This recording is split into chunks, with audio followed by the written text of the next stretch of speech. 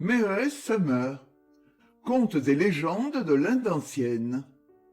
1. La courtisane et le pieux bouddhiste. L'astre au rayon froid venait de se lever. Dans Mathura, la cité laborieuse et florissante, si agitée durant le jour, tous les bruits s'étaient éteints. On n'entendait au loin que le frémissement des roseaux sur les flots de la Yamuna, ou le rossignol indien qui, perché sur la cime d'un tamarin, soupirait un chant d'amour. Accoudée sur la balustrade d'une terrasse qui dominait le fleuve, une femme prêtait l'oreille et semblait attendre avec anxiété. Sous sa tunique blanche de mousseline du pays de Kosala, ses formes se révélaient harmonieuses comme celles des statues qui ornaient les temples des dieux, et Kali elle-même, l'épouse de Siva, n'avait pas le regard rayonnant d'une flamme plus vive. Soudain, la belle créature, qu'on nommait Vasavadatta, a frissonné. Un pas léger s'est fait entendre sur l'escalier extérieur, dont les dernières marches baignaient dans les eaux. La petite porte qui ouvrait sur la terrasse a glissé doucement sur ses gonds. Était-ce un amant qui accourait au rendez-vous? Non, c'est une femme essoufflée par une course rapide. Vasavadatta s'élance au-devant d'elle. « Que tu as tardé, Sujata, je mourais d'impatience. Es-tu enfin parvenu à voir le jeune marchand de parfums? Lui as-tu appris que la plus célèbre des courtisanes de Mathura languissait d'amour pour lui? Consent-il à me recevoir? Ah, je le vois, ta mine déconcertée, tes discours l'ont laissé froid. Maladroite, tu n'as pas su lui peindre mes tourments. Le dieu aux 5 flèches, que j'ai servi toute ma vie, m'a donc abandonné sans retour. Mais j'y songe, peut-être Upagupta s'imagine-t-il que je vais lui demander de l'argent comme aux autres? Qu'une semblable idée ne l'arrête pas. Retourne plus vite lui dire que la fière Vasavadatta n'implore que la faveur d'embrasser ses genoux. Est-il possible, madame, que l'amour puisse donner tant d'humilité aux femmes? Vous qui voyez des princes à vos pieds, faut-il que votre esprit s'entête à un tel caprice pour un obscur marchand? Sujata, tu ne peux comprendre ce que j'éprouve. Elles ne ressemblent à aucune autre, les passions insensées qui s'emparent d'une femme au déclin de la jeunesse. Jusqu'ici, au milieu des caresses dont je les enivrais, je ne gardais pour les hommes qu'insolence et dédain. Lorsqu'un jour, caché derrière l'œil de bœuf de ma salle de bain, je le vis, lui, pour la première fois, passant au milieu des rues de Mathura avec la démarche superbe d'un demi-dieu, mon front s'est courbé et j'ai salué mon maître. Ah, pourquoi le printemps de la vie a-t-il fui loin de moi? Pourquoi, au lieu du sourire de mes jeunes années, ne puis-je lui offrir que les battements d'un cœur qui s'éveille trop tard? Rassurez-vous, madame, vous êtes toujours belle et capable d'inspirer des folies. Upagupta vous aimerait certainement si vous n'aviez un puissant rival qui s'appelle Sakyamuni. Cet homme étrange a le don de persuader tous ceux qui l'approchent et l'entendent. Vous connaissez son histoire. Il est descendu d'un trône et a jeté le sceptre des rois pour prendre la sébile du mendiant. Il est venu jusque dans ces contrées enseigner aux hommes l'obéissance et la chasteté. Le beau garçon qui vous affole se trouve être justement un disciple du Bouddha. Il passe sa vie à mortifier ses sens et à observer la loi. Le démon n'a pas plus de prise sur lui qu'il n'en eut jadis au bord de la Neranjana sur l'illustre maître d'Upagupta. Toutes les courtisanes de l'Inde, toutes les apsaras du mont Meru perdraient leur peine à vouloir séduire ce zélé néophyte. Tant mieux, ce que tu m'apprends me ravit et m'enflamme davantage. Par cette nuit embaumée où tout invite à l'amour, je tremblais qu'il ne fût auprès d'une autre. Quant aux obstacles qui se dressent entre nous, je saurai les renverser. J'invoquerai Mara, il me viendra en aide avec ses armes toutes puissantes. Est-ce que les passions meurent jamais dans le cœur de l'homme? Elles ne sommeillent parfois que pour se réveiller plus ardentes. Lorsqu'il me verra à ses pieds, ce sage de 20 ans, éperdu, frémissante, appelant la volupté, il oubliera le maître et la loi.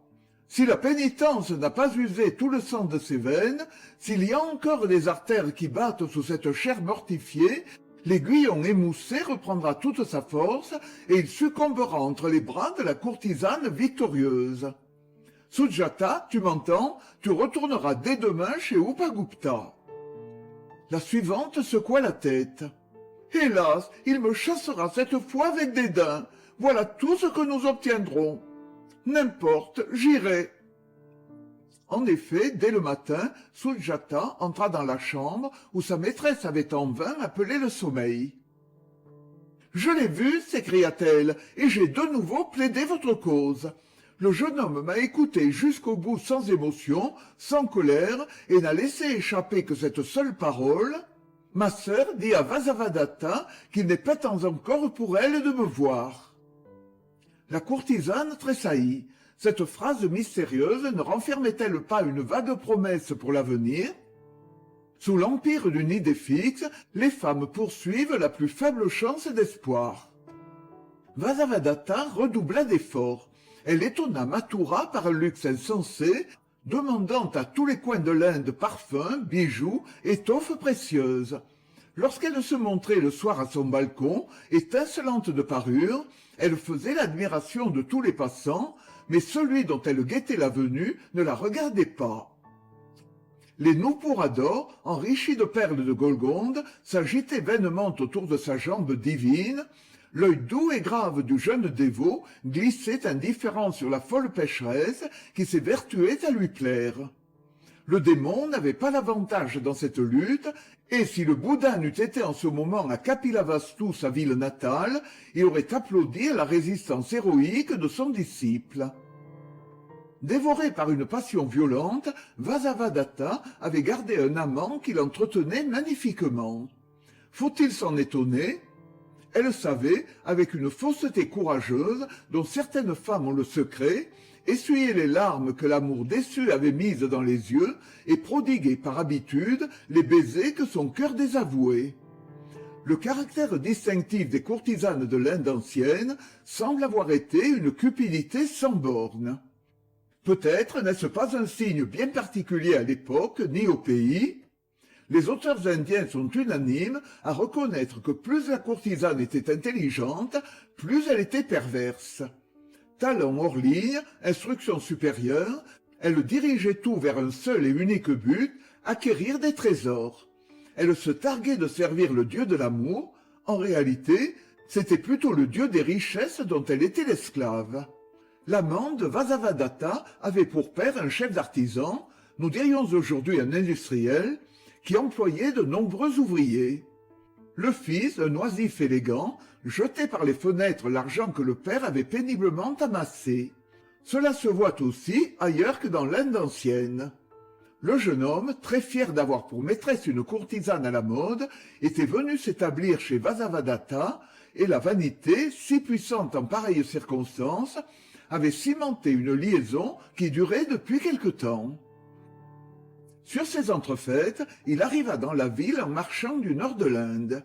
Il amenait avec lui 500 chevaux de race qu'il voulait vendre. Tout gonflé de son importance et ne trouvant rien d'assez bon pour lui, il demanda quelle était la plus belle courtisane de Mathura. On lui désigna Vasavadatta. Prenant aussitôt une somme considérable et quantité de présents, il alla tout droit chez la demoiselle avec l'aplomb d'un riche capitaliste. Un bonheur furtif et mystérieux ne lui suffisait pas, il prétendait étaler sa conquête aux yeux de tous et partager le logis de sa maîtresse. Dans ces conditions, l'amant en titre devenait gênant.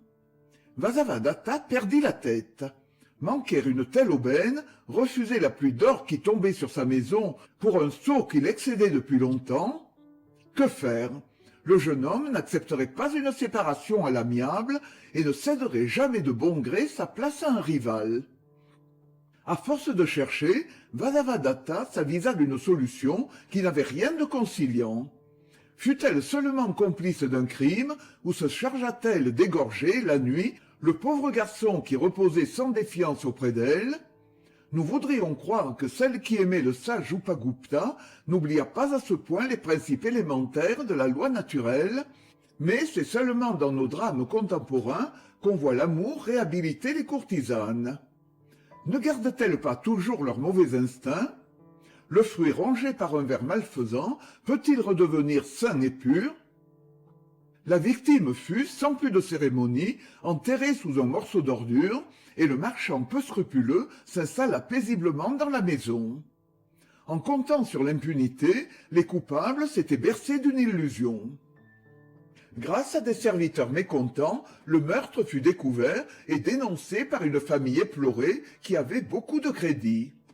Déjà, plusieurs événements du même genre s'étaient passés chez des courtisanes. Le roi jugea qu'il fallait un exemple. Tandis que le marchand, averti à temps, galopait sur la route du Nord, Vasavadatta était jeté en prison et une loi peu indulgente la condamnait à avoir les pieds, les mains, le nez et les oreilles coupés pour être ensuite abandonné dans le cimetière. Jadis, au temps de sa prospérité, la courtisane comptait beaucoup d'amis. Sa maison était remplie de parasites qui venaient y boire et se divertir, les poètes célébraient sa beauté, les astrologues lui prédisaient de longs jours, les marchands lui faisaient crédit, et les courtisans du Raja couvraient de leur protection ses folies insolentes. Aujourd'hui, pas une voix ne s'élève pour la défendre. Avec une indifférence cruelle, chacun court à ses affaires ou à ses plaisirs, sans s'inquiéter de la misérable qui attend son sort. Un matin, le bruit se répandit dans Mathura que la terrible sentence avait été exécutée. Ubagupta venait entrer chez son barbier. Celui-ci, tout en promenant le rasoir sur le visage de sa pratique, s'empressa de lui conter la nouvelle. Le disciple du Bouddha s'échappa des mains du barbier, une compassion irrésistible s'était emparée de son cœur. Celle qu'il avait poursuivie de sa tendresse, celle dont il avait fui les séductions, il pouvait désormais la contempler sans danger. Quand le corps de la courtisane était couvert de belles parures, qu'elle brillait d'ornements de toutes espèces, le mieux, pour ceux qui aspiraient à l'affranchissement et qui voulaient échapper à la loi de la Renaissance, était de ne pas aller voir cette femme. Aujourd'hui qu'elle a perdu son orgueil, son amour et sa joie, qu'elle a été mutilée par le tranchant du glaive, que son corps est réduit à sa nature propre, c'est le moment d'aller vers elle. Et sans perdre un instant, il s'achemine vers le cimetière. Au-dessus de sa tête, un jeune serviteur porte un parasol de soie blanche. Le soleil darde en ce moment ses rayons les plus ardents.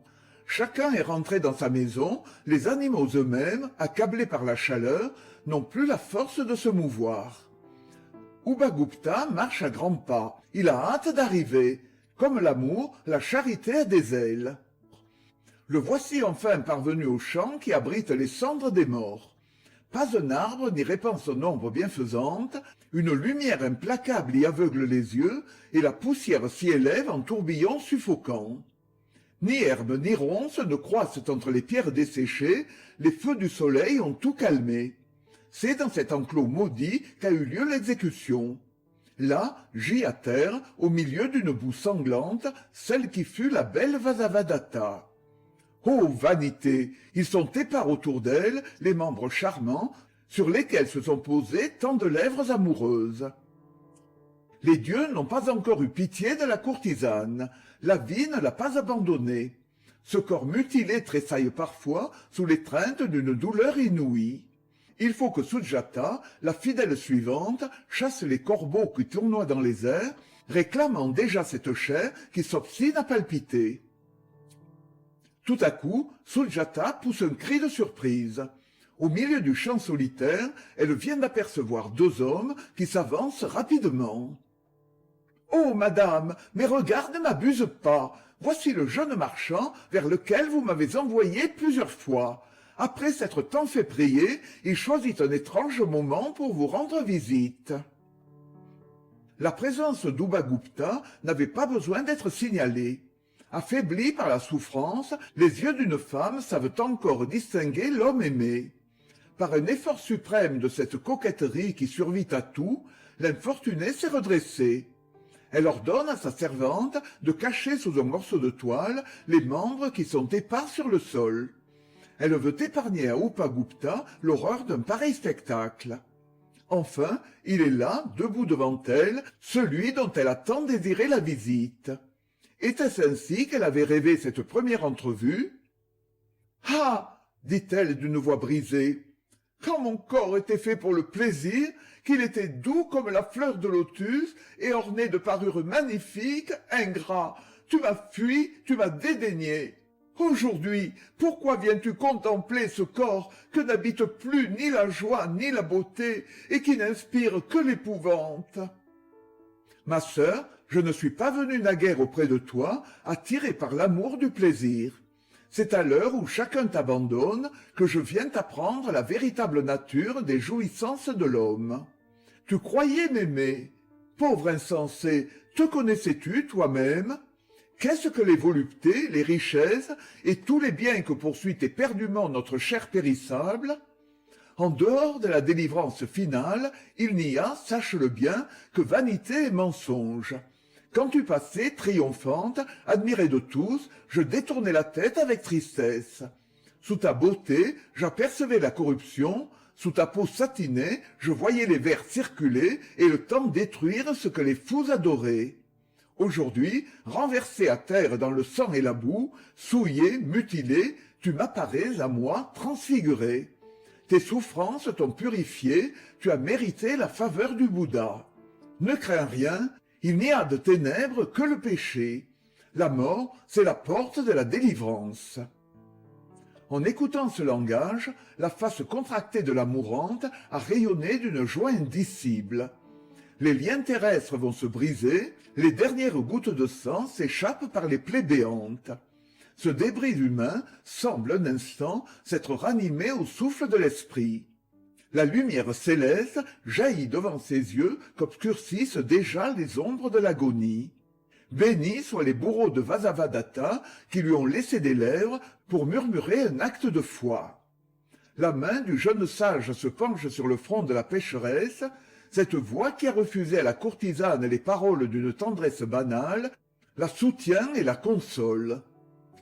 Ne plaignons pas Vasavadatta, elle meurt entre les bras d'Ubhakupta pour renaître aussitôt parmi les dieux.